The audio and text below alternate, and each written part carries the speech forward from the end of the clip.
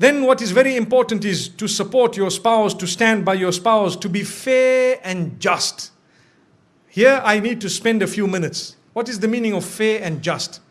Your mother has a problem with your wife. You don't just side with one of them. No, you must be just. You must be fair. If your mother is wrong, she is wrong even if she is your mother. We have an attitude where we say, my mother is my door to paradise. My brother, sometimes your mother is your door to hell. Did you know that? From Islam, I'm telling you, if that mother of yours is oppressive and she is doing something wrong, she could be your door to hell, not to heaven. Do you know that?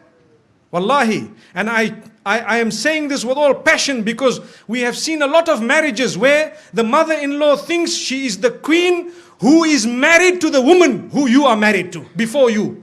And then she comes and relays all her unjust instructions which are absolutely unacceptable, and the man just sits down. That's my mother.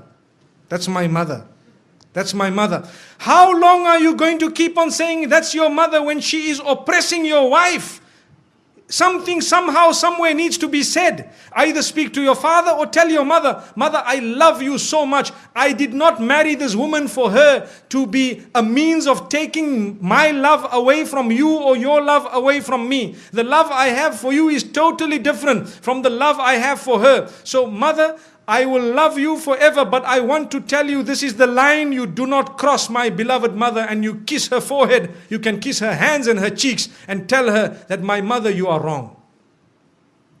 Lay it down. When you do not lay your territory, your marriage cannot work. People don't know where is my limit. They don't know. So how can your marriage work? Your mother doesn't know, your father doesn't know. Some fathers issue instructions to their daughters-in-law worse than the instruction of their own son to that wife of theirs. So what was the point? Father, why didn't you just marry this woman one time? That is not fair. You cannot just come and say, that's my daughter-in-law, I must tell her, you stand here, you go there. No, they have their life. Give them their freedom. Understand, they too need to grow in marriage to live happily ever after. It's not just you who comes and dish instructions and go out. I know this, what I've said here might be a bit bitter for some people to digest, but it is a fact of life.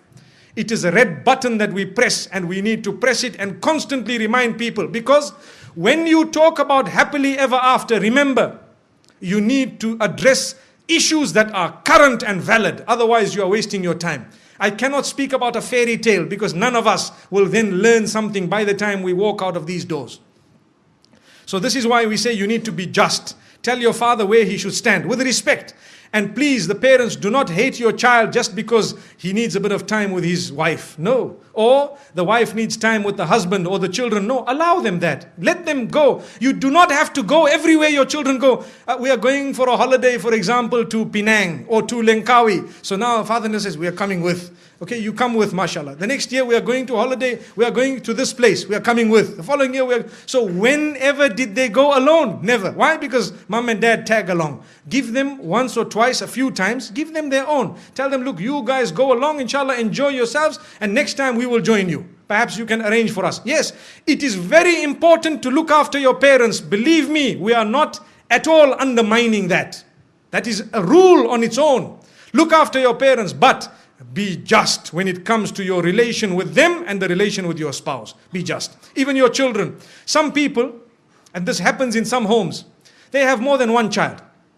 So the children begin to get children. So those children who live with them in the same home, every time we shout them, we pick on them. Why? Because they live in the same home. And when the other son's children come, because they live far away, oh, my son, where were you? What happened? These children are watching. They are seeing, look at this grandfather of mine.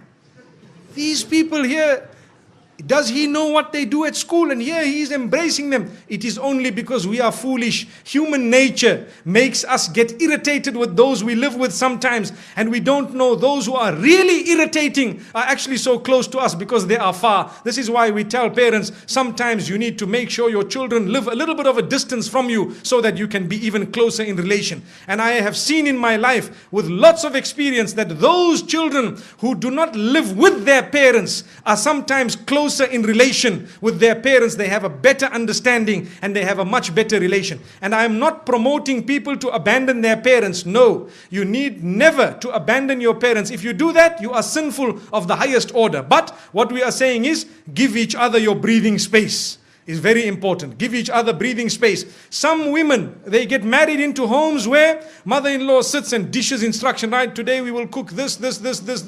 I'm inviting 20 people for lunch, 40 people for supper. Tomorrow morning, 60 people for breakfast. But hang on, man. I am one daughter-in-law here. We are a few people here. What's going on? If this happened once a while, it's okay. But you cannot just sit back and dish out instructions as though this is a restaurant. MashaAllah, if you really want, I have a friend who owns a restaurant known as Dine More down the road. Perhaps we can go there. MashaAllah.